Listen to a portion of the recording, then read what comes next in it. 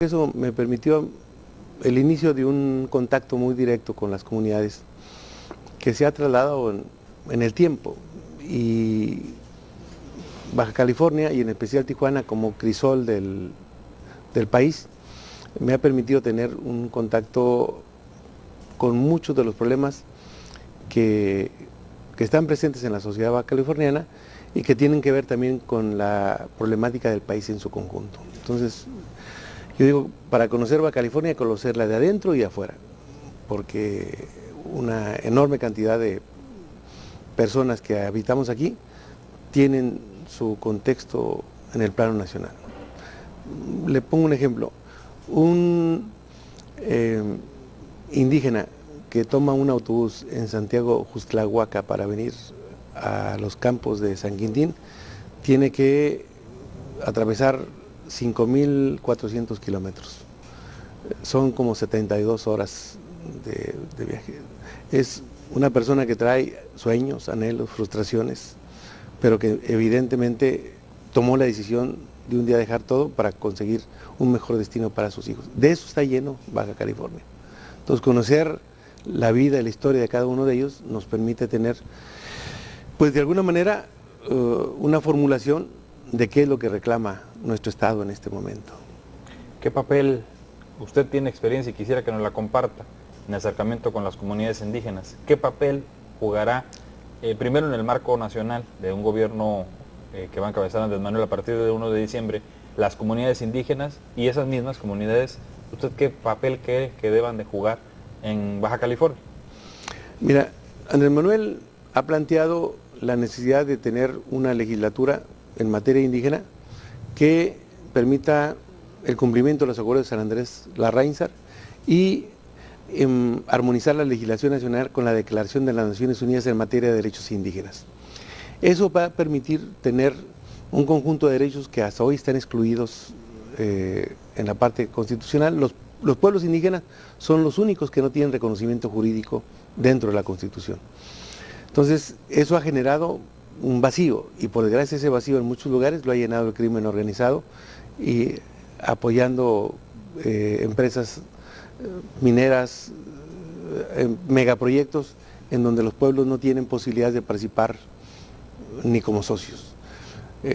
Ese supuesto progreso que dice que trae la minería, te lo puedo ejemplificar en el ejido Carrizalillo del municipio de Eduardo Neri en Guerrero, en donde ahí se implantó una minera y ahorita hay 68 personas ejecutadas de esa comunidad.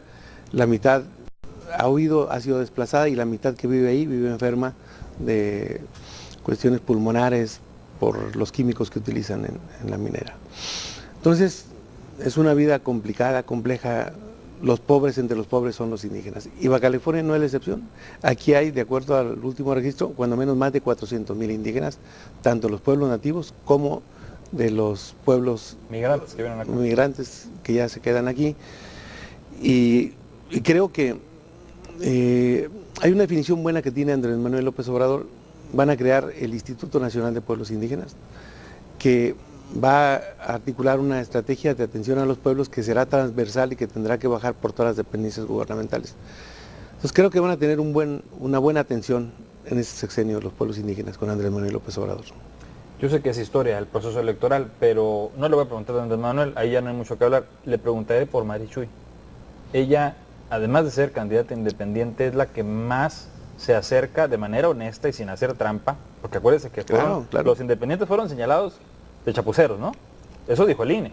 Claro, no. Y entonces la que menos hizo, o vaya, la que no hizo trampa, la que tenía una, digamos, candidatura independiente más apoyada por sus propias comunidades, era Marichuy. Claro. Una situación trágica en Baja California Sur, donde una compañera de ella fallece, la deja malherida, eso y seguramente otras complicaciones como el tema del acceso a la tecnología, pues la dejan fuera de la contienda, de la carrera. No pudo ni siquiera competir. Pero, usted que habla de ese interés auténtico por las comunidades, ¿qué le representó esa candidatura? Y sobre todo, cuando ahí también en la boleta, pues ya estaba firme Andrés Manuel López Obrador. ¿Y qué significa lo que ya pasó, esa candidatura que no terminó por suceder? Mira, cuando se suspenden los diálogos en San Andrés Larraínzar, se suspenden precisamente cuando está discutiendo el tema de democracia y justicia. Los partidos encapsularon la discusión. Es decir, tenemos un sistema electoral que privilegia las decisiones populares en la definición del órgano electoral, de los consejeros y de los magistrados. Entonces, los partidos hasta hoy han excluido a los pueblos indígenas en la incorporación plena de sus ejercicios, del ejercicio de sus derechos políticos. El esfuerzo que hace Marichuy es un esfuerzo en ese contexto, o sea, en donde hay un sistema de partidos que no reconoce a los pueblos indígenas. Incluso localmente ha habido hasta lugares donde, en Ochuc, que es un caso aislado, pero se unió el PRI, el PRD y Morena incluso, para evitar que el pueblo de Ochuc elija a su sistema municipal por medio de sus sistemas normativos de usos y costumbres. Ganaron afortunadamente un juicio y el Tribunal Estatal Electoral ha planteado que en ese municipio se realice un estudio antropológico, un peritaje antropológico, para que determine la forma en que van a proceder a elegir sus autoridades municipales. En Ayutla de los Libres igual, ya está un sistema municipal donde ya nombraron a sus autoridades constitucionales por medio del sistema de usos y costumbres, sí. Y además hay una experiencia en Oaxaca de 400 y tantos municipios que eligen a su autoridad mediante estos sistemas. Pero concretamente con Marichuy, me parece que fue un esfuerzo muy honesto, muy sincero, pero atrapado en una circunstancia muy difícil. Hicieron un sistema, un software, lo complicaron innecesariamente.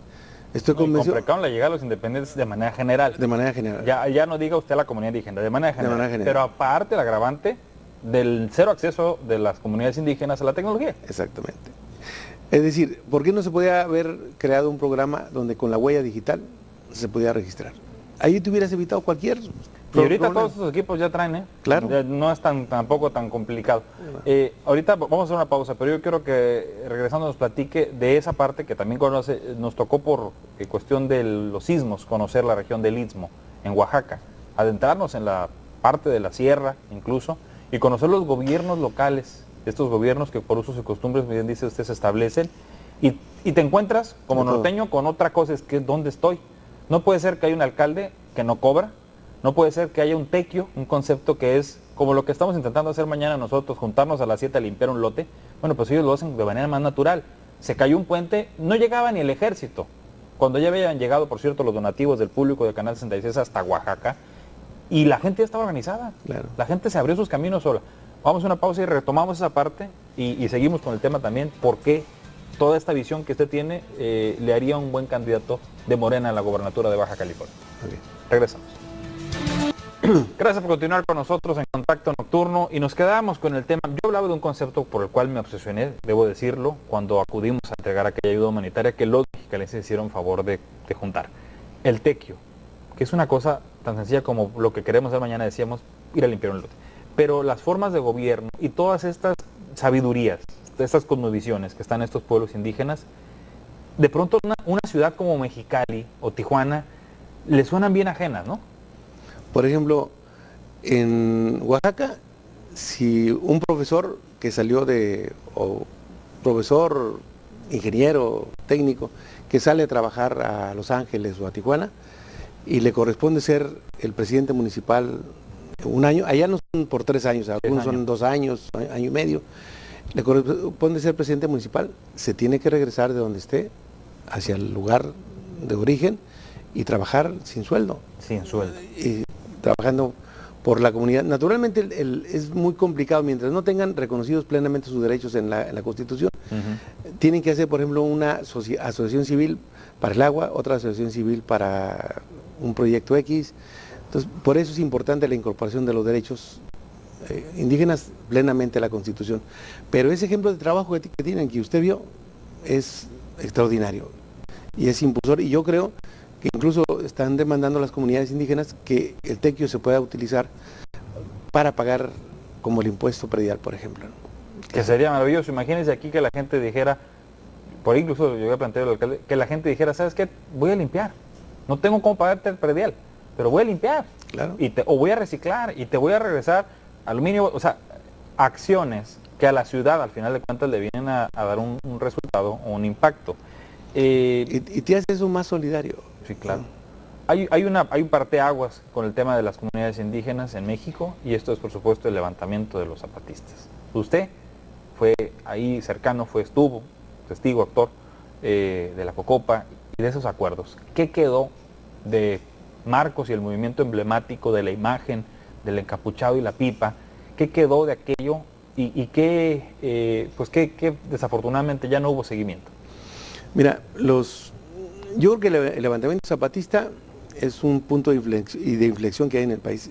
El zapatismo no se equivocó en su apuesta, es decir, el Tratado de Libre Comercio no va a ser la panacea, sobre todo en el terreno del campo mexicano. O sea, hemos ganado empleos por la industria automotriz y la industria de autopartes, pero en el campo hay más de 2 millones de desempleados. Yo estoy haciendo un libro que se llama México entre Tratados, Libre Comercio y los Acuerdos de San Andrés, de lo que fue y de lo que pudo haber sido. Lo que tenemos hasta ahora es un nivel de pobreza mayor que o igual a la del 94 en términos numéricos, pero con el agravante de que hay una enorme inseguridad social, un fortalecimiento del crimen organizado, un Estado más débil para enfrentar al crimen organizado y por lo tanto una deuda que no teníamos en aquel tiempo. Ha habido el enriquecimiento obsceno que nunca existió en la historia de las familias más ricas del país. Las 9 familias más ricas del país en el año 94 no juntaban 10.000 millones de dólares y en el 2014, 20 años después, tenían 135.000 millones de dólares, de acuerdo a Forbes. Sin embargo, el ingreso de los trabajadores cayó notablemente. Ellos crecieron 1000%. De 10 a 135.000, ¿sí? Y cuando menos el deterioro hasta antes de la devaluación, nosotros lo calculábamos conservadoramente en un 32% en términos generales. Yo creo que ahora es mucho mayor. Tenemos una deuda en el 2006 era de 2 billones de pesos y hoy tenemos una deuda de casi 11 billones de pesos. Le hemos puesto más dinero a la seguridad pública y tenemos mayores números de homicidios. ¿Por qué?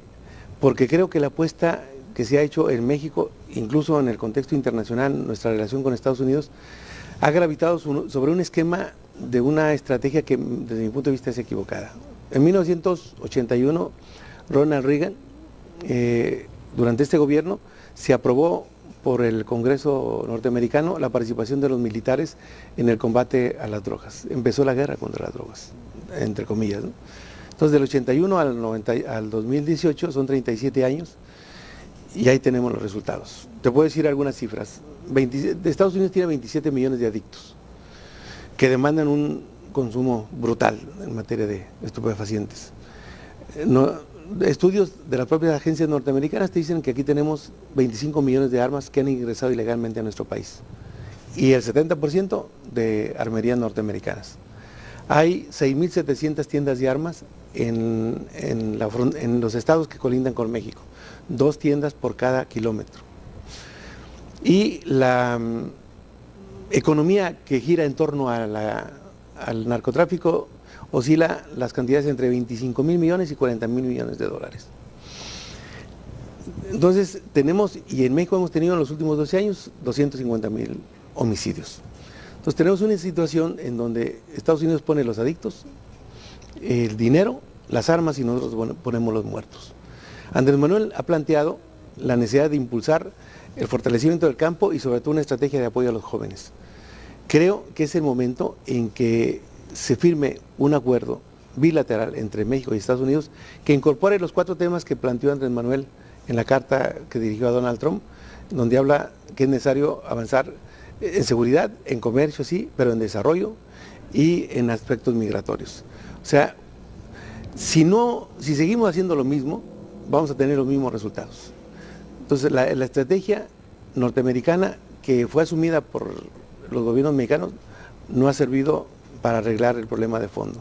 Hoy se tuvo el primer foro en Ciudad Juárez sobre el tema de la paz, en donde Andrés Manuel López Obrador asistió, y creo que se está buscando un camino distinto. Y a mí me parece que esta 4ª transformación que ha planteado Andrés Manuel en el plano nacional tiene que tener su referente aquí, en Baja California. Y ese referente a 30 años del PAN en el ejercicio del gobierno que se vence en el próximo año, creo que nos da la oportunidad de construir o de explorar cuando menos la posibilidad de establecer un pacto refundacional en nuestro Estado. Eso es lo que me anima a participar en el proceso electoral del año 2019. Hoy la Procuraduría General de Justicia del Estado reconoce que el 80%, cerca del 80% de los crímenes que se cometen están vinculados al consumo de drogas. Primera vez que yo escucho a un secretario de salud como el doctor Trejo que decir, oye, es que ese es un problema no de seguridad, sino de salud. Pero han pasado cuántos años para que un doctor lo diga, y ahí está, es funcionario. Sin embargo, la visión, ahorita hablaba usted de Reagan, por cierto anda ahorita muy popular en redes sociales un video de cuando vino Reagan a Mexicali, por ahí andan compartiéndolo en Facebook, porque hay gente que no lo sabe, pero aquí aterrizaron los helicópteros de Estados Unidos en donde se recibió Reagan, cuando de la Madrid. Pero bueno, el asunto es que ese señor trastornó a los adictos como enemigos públicos, ¿no? Los convirtió o los hizo criminales, de facto, Claro. cuando son en buena medida enfermos, Claro. que delinquen, pero primero enfermos. Claro. Como hay gente que no está enferma y también delinque. Incluso, pero aquí, incluso lo más grave es que fomentado por el propio gobierno norteamericano. El gobierno norteamericano ha utilizado el tema de las drogas a su conveniencia.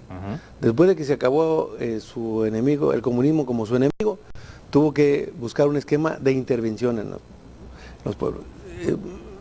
Hay una película que les recomiendo, la de Barry Seal, en donde se ve con toda claridad la vinculación de las agencias norteamericanas con los capos de Colombia, por ejemplo, ¿no? Y con el tema de los Irán Contras.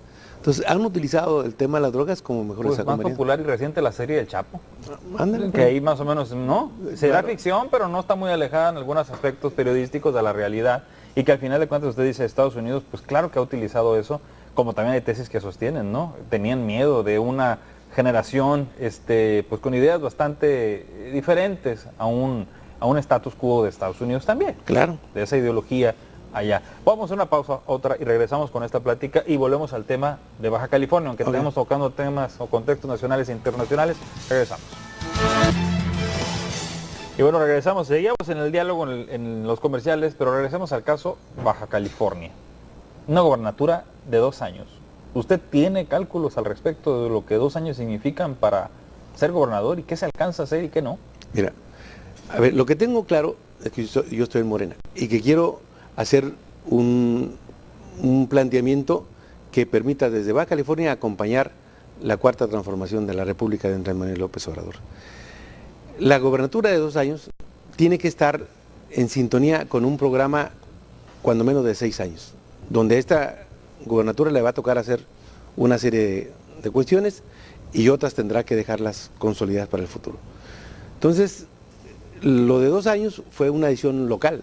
Sí, Nosotros como parte morena tenemos que hacer una estrategia para los 6 años. Sí, claro. Puede ser un gobernante de 2 y otro de 4, o que acompañe a los otros 4 a Andrés Manuel, pero tenemos que hacer el programa para los 6 años. Si yo soy gobernador por 2 años, o si es otro, tendrá que cumplir una serie de requisitos y de esquemas. Por ejemplo, te puedo decir, el plan estatal de desarrollo, por ponerte un ejemplo. Se tiene que hacer un plan estatal de desarrollo en donde las aperturas programáticas del presupuesto estén vinculadas a ese plan, a las líneas estratégicas. No puedes tener un plan de desarrollo por un lado y un presupuesto por otro. Eso no te permite, a la ciudadanía no le permite ver cuál es el avance del plan. Ahorita nadie puede decirnos si el plan estatal de desarrollo de Baja California tiene el 40% de avance, el 60%, nadie te lo puede decir, porque no hay esta liga. Y esto no es un problema difícil en materia tecnológica, es un problema de voluntad política. ¿Por qué no se hace? Porque naturalmente el gobernante quiere tener capacidad de maniobra para hacer lo que mejor le venga en gana. Entonces, tenemos que meter los recursos en una caja de transparencia para que sean evaluados por la opinión pública. Entonces, puede establecer un sistema de procuración de justicia. Mira, Estados Unidos, no me gusta ser panegirista, mucho menos de Estados Unidos, ¿verdad? Pero Estados Unidos era un país con mucha inestabilidad en la época de las mafias. Hizo 2 acuerdos. Uno, constituyó un poder judicial independiente, sólido, y un sistema de procuración robusto, que le ha permitido encarar muchos de los problemas, incluso como el caso de Donald Trump, que en un momento determinado genera una serie de políticas con excesos presidenciales, la propia Corte lo acota. Entonces, nosotros requerimos un sistema de procuración de justicia que realmente resuelva de fondo los temas delictivos, un poder judicial independiente y también un poder legislativo con capacidad, que se vea expresado el pueblo ahí, no lo que tenemos hoy, que es prácticamente un lugar donde se aprueban las decisiones, es quien convalida las decisiones del gobernador en turno, ¿no? Entonces es una parodia incluso, no hay discusión, no hay debate, la aprobación de este dictamen de las desaladoras te habla del desaseo. Entonces tenemos que dignificar la política, tenemos que construir un sistema de contrapesos que le permita a la ciudadanía tener certeza de que lo que está haciendo el gobierno es lo que ella quiere, es lo que puede consultar, es lo que le puede ayudar a convivir en una ciudad, en una sociedad tan agraviada por lo que te decía, por la inseguridad, por la corrupción, por la impunidad, y eso agrégale la incompetencia gubernamental. Entonces, tenemos que crear gobiernos que le faciliten a la ciudadanía la vida. Y hasta hoy que tenemos gobiernos con alta frivolidad, alejados de los intereses populares. Creo que hoy como nunca existe la posibilidad con Andrés Manuel, con un esquema de trabajo vinculado a los requerimientos del pueblo, a las necesidades regionales, al desarrollo productivo. Bueno, se está planteando y él ha anunciado, ha apoyado el proyecto para crear la carretera de 4 carriles de Ensenada a San Quintín, que es a nosotros nos tocaría que primero apoyar la realización del proyecto el año siguiente. Un proyecto dura como 8 o 10 meses para hacer el proyecto. Y después ver las etapas de la construcción para que esto se pueda construir en este sexenio. Entonces, yo sí creo que hay cosas que se pueden hacer en 2 años como parte de un esquema de un gobierno. ¿Usted está pensando más en el acompañamiento del gobierno federal o en bajar todas las políticas del gobierno federal, más que el Poder Ejecutivo, que en 2 años probablemente es poco tiempo para ejercer, ¿no? Es poco, dependiendo también de la intensidad. Es que los alcaldes, con un trienio, todos los alcaldes, yo no recuerdo un alcalde que diga que el tiempo no te alcanza, en un trienio.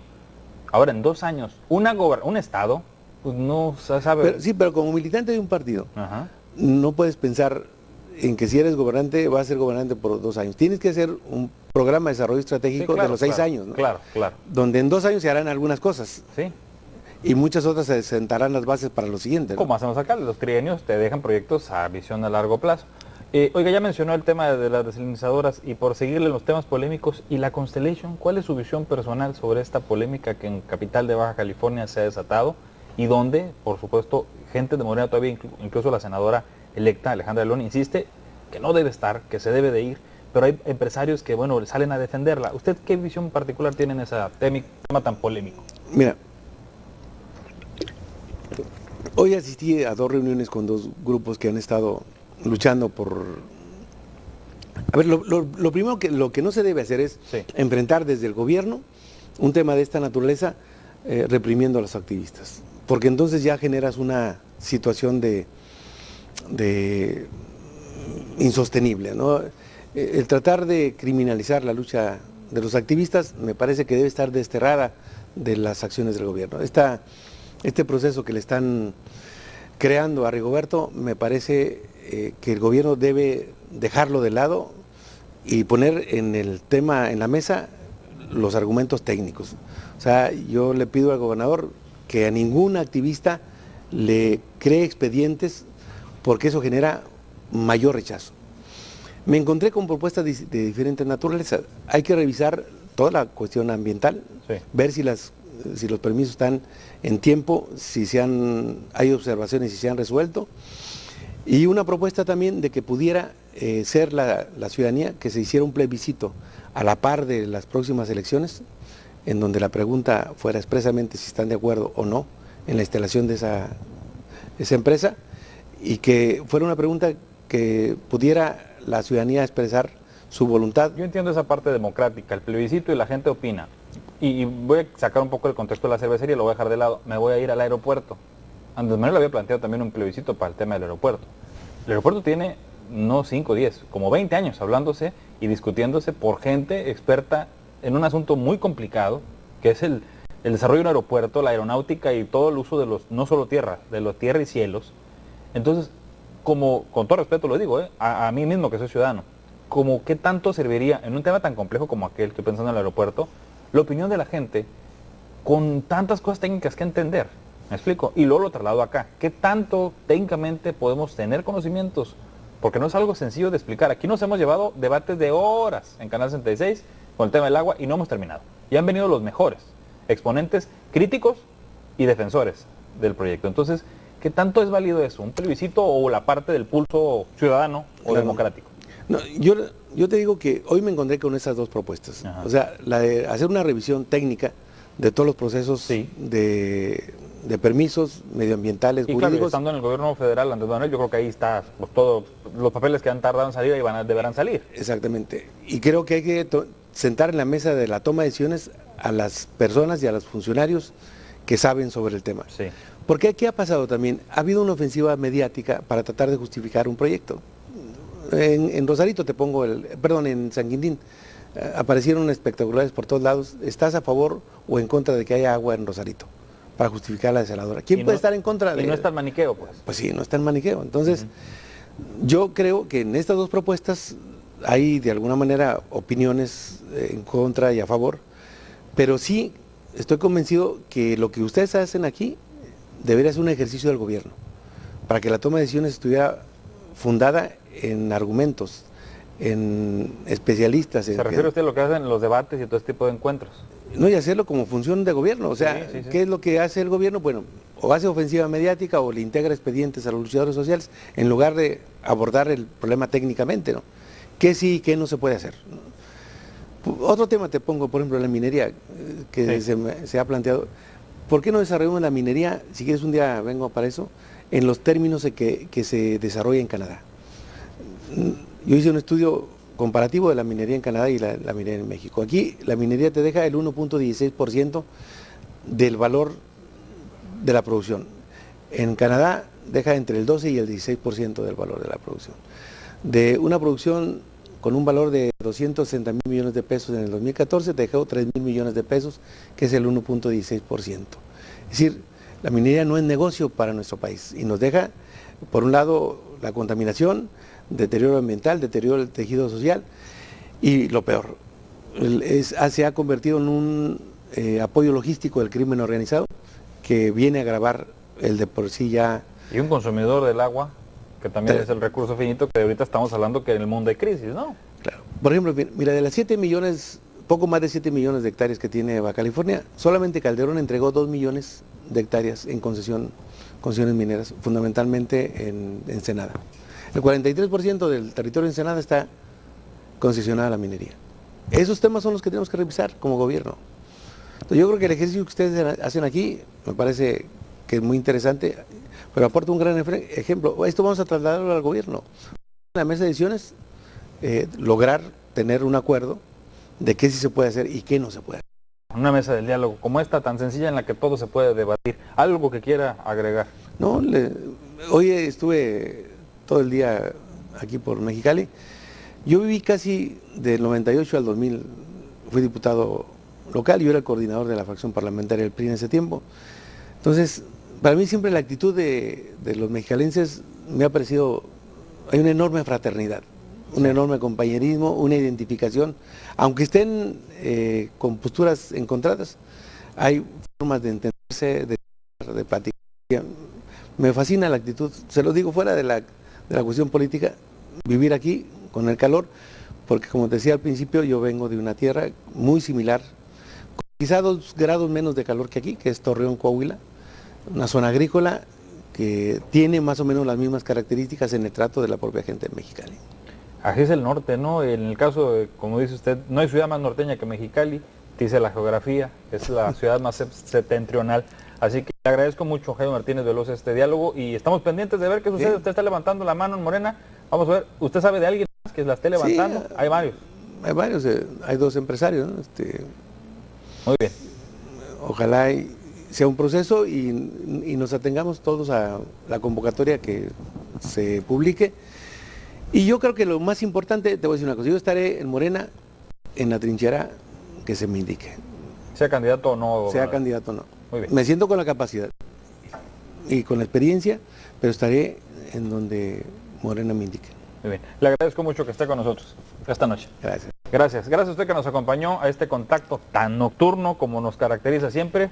Pues ya 4 minutos se hacían las 11:30, pero de verdad siempre a las personas que están a estos últimos segundos, como siempre se los digo, un lugar muy especial en el corazón. Mañana aquí nos vemos en el 66 afuera a las 7 de la mañana para irnos a limpiar.